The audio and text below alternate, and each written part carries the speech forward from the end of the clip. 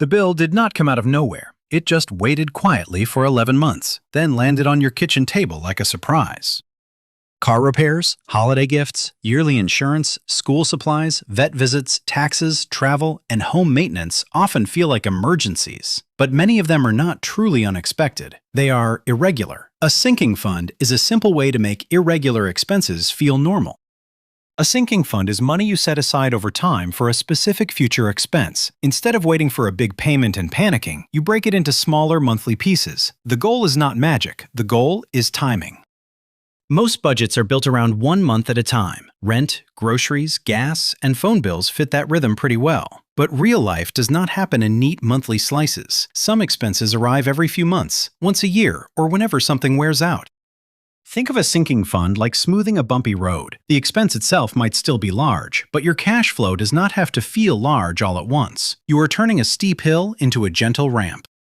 Imagine you expect to spend $600 on holiday gifts in December. If December is the first time you think about it, that month feels painful. But if you save $50 each month for 12 months, December becomes much less dramatic.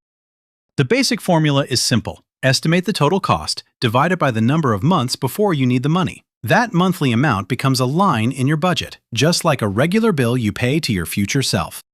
Some sinking funds are easy because the date and amount are known. A yearly membership fee is one example. Others require a reasonable estimate. Car maintenance, medical costs, clothes, or gifts may not be exact, but an imperfect estimate is still better than no plan at all.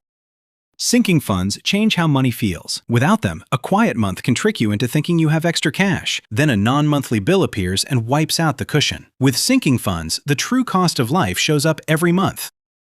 A useful first step is to list the annual pain points. Look back through your bank statements, calendar, email receipts, and memory. Find the things that made you say, "I forgot about that." Those are strong candidates for sinking funds. Common sinking fund categories include car maintenance, home repairs, gifts, travel, yearly subscriptions, insurance premiums, school costs, pet care, medical appointments, taxes, and seasonal spending. Your list should match your life, not someone else's perfect spreadsheet. If this kind of money explanation helps you feel more in control, consider subscribing. We focus on practical finance concepts that make everyday decisions clearer, calmer, and easier to repeat.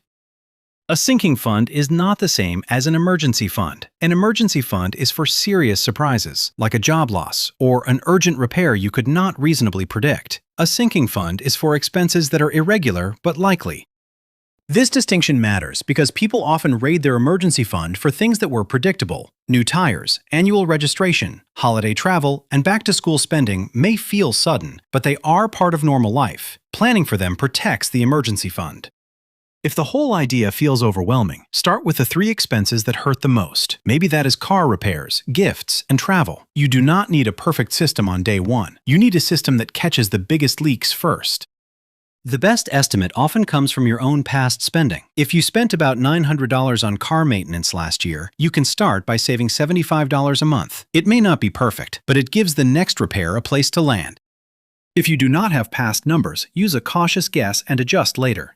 A first-year renter, new car owner, new parent, or first-time pet owner will not know every cost yet. That is okay. Sinking funds are meant to be revised. Once the category and amount are chosen, add the contribution to your monthly budget. Treat it as a real expense, not leftover money. The money is still yours, but it already has a job. That mindset is what makes the system work. Many people keep sinking fund money in a savings account, separate from daily spending money. The point is to keep it safe, easy to find, and slightly less tempting to spend by accident. Complicated account setups are optional. Clarity is the main feature. You can use one savings account with a spreadsheet, or several separate savings buckets if your bank allows that. Neither method is morally better. The right choice is the one that helps you know how much money is already promised to each future bill. The old-fashioned envelope method explains the idea well. If you put cash into an envelope labeled car repairs, you understand that the money is not available for restaurants. Digital sinking funds work the same way. The label creates a boundary. A sinking fund can also make credit cards less dangerous. If you use a card for convenience or rewards, the sinking fund should already have the cash waiting. The card is only a payment tool. The sinking fund is what actually makes the purchase affordable. One common mistake is counting the same dollar twice. If $500 is in your savings account for insurance, it is not also available for vacation. A sinking fund needs clear labels or a tracking sheet, so the total balance does not fool you.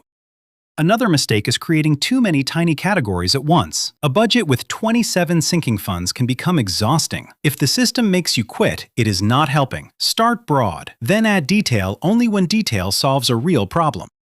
The opposite mistake is making one giant fund for everything and never knowing what it covers. That can work for some people, but beginners often benefit from a few clear labels. You want enough structure to guide decisions without turning money into homework.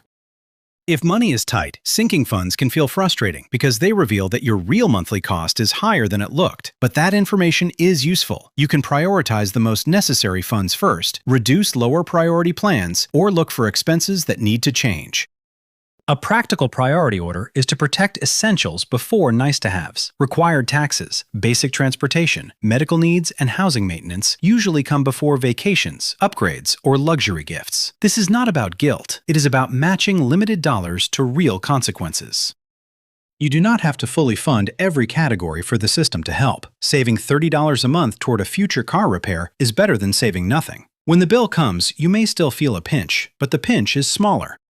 Sinking funds get better with feedback. If the pet fund runs out every year, raise the monthly amount if you can. If the gift fund always has too much left, lower it, or use the extra intentionally. The budget is a living estimate. Extra money can speed up sinking funds, but it helps to give that money a plan before it disappears. A bonus, refund, or side income payment can top up a category that is behind. This is especially useful when a due date is close. For expenses with due dates, build a simple calendar. Write the cost and deadline beside each month. Then work backward. If a bill is due in 6 months, divide the amount by 6. The calendar turns vague worry into a specific monthly action. Some expenses do not have a clean due date. A car repair, appliance issue, or dental bill may happen anytime. For these, choose a target balance instead of a deadline. Contribute monthly until the fund reaches that target, then maintain it as you use it.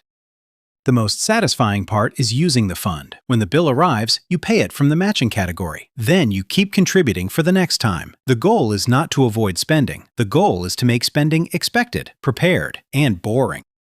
Boring money systems are underrated. A good sinking fund does not feel exciting. It feels like opening a drawer and finding the tool you already prepared. That calm feeling is the reward for doing small work before the pressure arrives. Sinking funds also change how you define affordability. Instead of asking whether you can survive the payment this month, you ask whether the cost fits into your yearly life. That question is more honest because many expensive things are really monthly choices in disguise.